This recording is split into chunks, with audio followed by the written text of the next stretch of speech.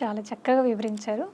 గురుగారు, పూర్వకాలమేమో భక్తి, పూజ అని చాలామంది పాటించేవాళ్ళు. కానీ ఇప్పుడున్న కాలంలో యువత భక్తి వైపు కాకుండా పబ్ పార్టీస్ అని అలా తప్పుదోవలో ముందడుగేస్తున్నారు.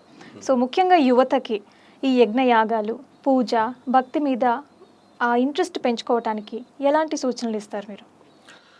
యూత్ యూత్ యూత్కి మనం ఇచ్చేదే ఉంది. స్వామి వివేకానందుల వారు ఎప్పుడో వచ్చారు, నీలో టాలెంట్ ఉంది, అవేక్, అరైజ్, లే, నిద్రలే, and stop not till your goal is reached అంటాడు. నీ యొక్క గోల్ రీచ్ అయ్యేంత వరకు నువ్వు ఆపకు అన్నాడు.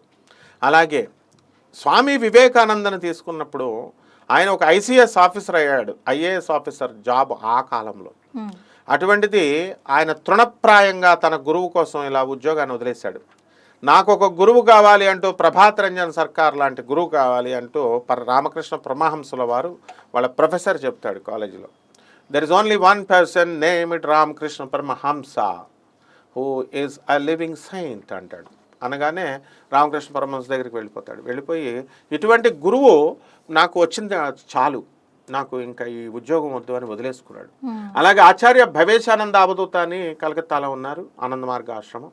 ఆయన ఆ కాలంలోనే ఉస్మానియా యూనివర్సిటీలో బీటెక్లు చేసి ఇంజనీరింగ్లో మంచి ఎంటెక్లు అవన్నీ చేసి అవన్నీ తృణప్రాయంగా వదిలేసుకొని ఆయన ప్రభాత్ రంజన్ సర్కార్ గారికి శిష్యులైపోయారు.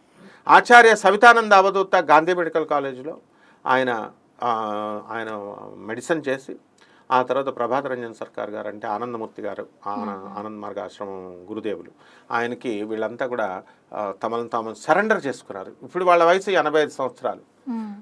ఆచార్య ప్రీతోషానంద అవధూత అనేటటువంటి ఆయనకి బాంబేలో, ఆయన కూడా హైలీ ఎడ్యుకేటెడ్, ముంబైలో ఆయన హాస్పిటల్లో బెడ్ మీద ఉన్నారు. బెడ్ మీద ఉండి ఆయన సర్వీస్ అంతా కూడా ఆనంద్ మార్గ ప్రచారక సంఘానికి హెల్ప్ చేశారు. అందరినీ, ప్రజలందరినీ యోగా మెడిటేషన్ ఫ్రీగా నేర్పుతూ మంచి సన్మార్గంలోకి సాక్షాత్తు స్వయంభూ పరమేశ్వరుడు అయినటువంటి ఆయన మా ప్రభాత్ రంజన్ సర్కార్ సాక్షాత్తు పరమేశ్వరుడు అవతారము, అలాగే శ్రీకృష్ణుడి అవతారము.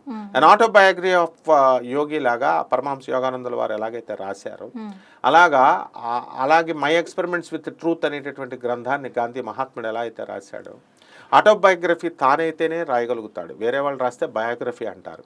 ఆయన నమశివాయ శాంతాయ అని ఆటోబయోగ్రఫీ ఆఫ్ లార్డ్ శివాది రాశాడు. నమామి కృష్ణ సుందరం అనేటటువంటి పుస్తకాన్ని, ఈ యొక్క కృష్ణుడి యొక్క ఆటోబయోగ్రఫీని తానే కృష్ణుడు, తానే శివుడు కాబట్టి ప్రభాత్ రంజన్ సర్కార్ గారు రాశారు. అలాగే ప్రగతిశీల ప్రయోజక తత్వం అనేటటువంటి తత్వాన్ని ఆయన ఇచ్చారు ఎకనామిక్స్లో. దాంట్లో థర్డ్ వరల్డ్ సూపర్ స్టార్ అయినటువంటి south Methodist university professor doctor రవిభాత్రా 1993లో ఆయన ఆ ప్రౌట్ థియరీ మీద వర్క్ చేస్తే నోబెల్ ప్రైజ్ వచ్చింది.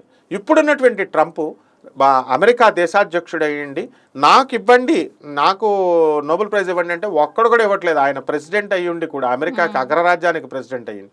అలాంటి నోబెల్ ప్రైజెస్ని తృణప్రాయంగా ఇప్పించగలిగినటువంటి ఆయన ప్రభాత్ రంజన్ గారి సిద్ధాంతాలు, ఆయన ఇచ్చినటువంటి ప్రతిపాదనలు, ఫిలాసఫీస్ అవలీలుగా నోబెల్ ప్రైజ్లు వచ్చినాయి.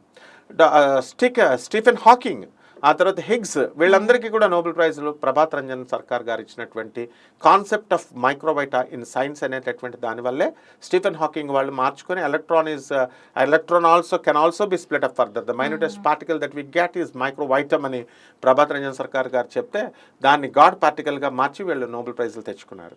అలాగే ప్రభాత్ రంజన్ సర్కార్ గారు నియో హ్యూమనిస్టిక్ ఎడ్యుకేషన్ విధానాన్ని, నవ్య మానవతా విద్యా విధానాన్ని ఇచ్చారు. ఆ విద్యా విధానాన్ని రొమానియన్ గవర్నమెంట్ ఆ కాలంలోనే ఇంప్లిమెంట్ చేసుకుంది 50 సంవత్సరాల క్రితమే. నరేంద్ర మోడీ గారు కూడా ఆయన యొక్క గొప్పతనాన్ని తెలుసుకుని ఆయన ఇచ్చినటువంటి నవ్య మానవతా విద్యా విధానాన్ని ఆయన 2020లో ఈ NEP 2020 న్యూ ఎడ్యుకేషన్ పాలసీని ఇచ్చారు. అది ఎవరిచ్చింది? ప్రభాత్ రంజన్ సర్కార్ గారు ఇచ్చిన దాన్నే ఆయన ఇంప్లిమెంట్ చేసుకున్నారు. బ్రిటిష్ వాళ్ళు ఇచ్చినటువంటి మెకాలే ఎడ్యుకేషన్ సిస్టమ్ని తీసి అవతల పడేశారు. కాబట్టి ఇటువంటి మహాత్ములు అయినటువంటి ఇటువంటి గురువుల కోసం ఎవరైతే స్వామి వివేకానంద ఎలా అయితే తన కోరికల్ని ఇవన్నీ వదిలేసుకొని శిష్యుడైపోయాడు, ఎంతో ఎంజాయ్ చేయొచ్చు వీళ్ళంతా యుఎస్లో ఉంటూ. కానీ రొట్టెల్ని నానబెట్టుకొని, ఎండిపోయిన రొట్టెల్ని నీళ్ళల్లో నానబెట్టుకొని 4 రోజులు తిన్నాడు స్వామి వివేకానంద. 4 రోజులు అంత అవసరం ఏముంది అంటే యూత్ ఇవి నేర్చుకోవాలి వీళ్ళ దగ్గర నుంచి. పబ్బులకి లేకపోతే ఈ యొక్క పార్టీలకి వెళ్ళడం కాదనమాట. సో ఇక్కడ ఏంటంటే మనం తెలుసుకోవాల్సింది ఏంటంటే మనకి ఈ యొక్క యూత్కి ఎప్పుడు కూడా భక్తి ఉంటుంది, కానీ వీళ్ళకు ప్రతిదీ కూడా ఎలా చూస్తారంటే లాజికల్గా చూస్తారు. లాజికల్ కన్సిస్టెన్సీ ఉందా లేదా అని, తార్కికంగా ఉండాలి భక్తి అనేటటువంటిది. అలాగే సైంటిఫిక్ అవుట్లుక్ ఉండాలి, అలాగే శాస్త్రీయ ప్రమాణంగా ఉండాలి, సహేతుకంగా ఉండాలి, రేషనల్గా ఉండాలి. అలా ఉండకుండా కేవలం మూఢనమ్మకాల బాటలోకి ఇప్పుడున్నటువంటి ప్రవచనకారులు కొంతమంది, ఇప్పుడున్నటువంటి స్వామీజీలు చాలామంది, వీళ్ళంతా కూడా డాగ్మా ఫిలాసఫీ అని, డాగ్మా అంటే మూఢనమ్మకాల సిద్ధాంతాలని బాగా రుద్దడం వల్ల, మైండ్కి ఇండ్యూస్ చేయడం వల్ల యూత్కి విరక్తి వచ్చింది దేవుడి పైన. అంటే డాగ్మాని తునకలుగా తుడిచిపడేశారు స్వామి వివేకానంద, ప్రభాత్ రంజన్ సర్కార్ గారు. ఆదిశంకరుడు చెప్పాడా ఎక్కడైనా? ఆదిశంకరుడు కానీ, స్వామి వివేకానంద కానీ, రామకృష్ణ పరమహంస కానీ, రమణ మహర్షులు కానీ, ప్రభాత్ రంజన్ సర్కార్ కానీ, పరమహంస యోగానందుల వారు కానీ, జగద్గురువులు ఎవరు, రామానుజాచార్యులు కానీ ఎవ్వరూ కూడా మూఢనమ్మకాలు పెంచలేదు. మరి వీళ్ళందరూ పెంచుతున్నారు మూఢనమ్మకాలు. ఈ విగ్రహం చాలా పవర్ఫుల్, ఈ పంతులు గారు చాలా పవర్ఫుల్, ఈ యాగం చేస్తే ఇది వచ్చేస్తుంది, ఆ హోమం చేస్తే ఇది వచ్చేస్తుంది, ఈ పూజ చేస్తే ఇది వస్తుందని ప్రూవ్ ఇట్. అంటే హోమాలు చేయడం వల్ల వస్తుంది, పూజలు చేయడం వల్ల వస్తుంది, దేవుడు కనికరం వస్తుంది. కానీ వీళ్ళు చాలా హైప్ చేసి అందులో వీళ్ళంతా ప్రత్యంగిర హోమం, అందులో విస్కీ వేయాలని ఒకడు, హోమాలు చేసేటప్పుడేమో పూజలోనేమో మటన్ చికెన్ పెట్టాలి, పంచబలులు అంటాడు ఒకడు, మందు బాటలు పెట్టి పూజ చేయాలంటాడు ఒకడు, కామాఖ్య అంటాడు ఒకడు. ఇలాంటి నాన్సెన్స్ అంతా బోధించడం వల్ల ఇంకొకటి ఏం చెప్తాడు, ఐపీఎస్ చదువుకున్నటువంటి ఆఫీసరు వాళ్ళు అతనేదో ప్రాబ్లమ్స్లో వస్తే ఆ హోమం చేయించుకుంటే ఇదిగో ఐపీఎస్ వచ్చాడు మా దగ్గరికి, అతని ప్రాబ్లమ్స్ తీరిపోయినాయి, దేశాధ్యక్షుడు వచ్చాడు, అప్లై చేయకుండానే వీసా వచ్చింది. What is all this nonsense?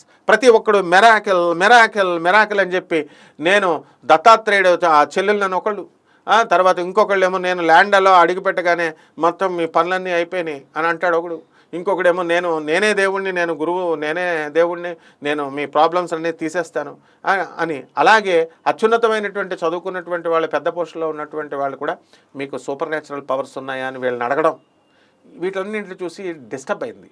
అందుకనే మనం క్లియర్గా మన వీడియోస్లో మనం చెప్పుకుంటూ వస్తున్నాం, no human being will have supernatural powers, ఎవరికి ఉండవు.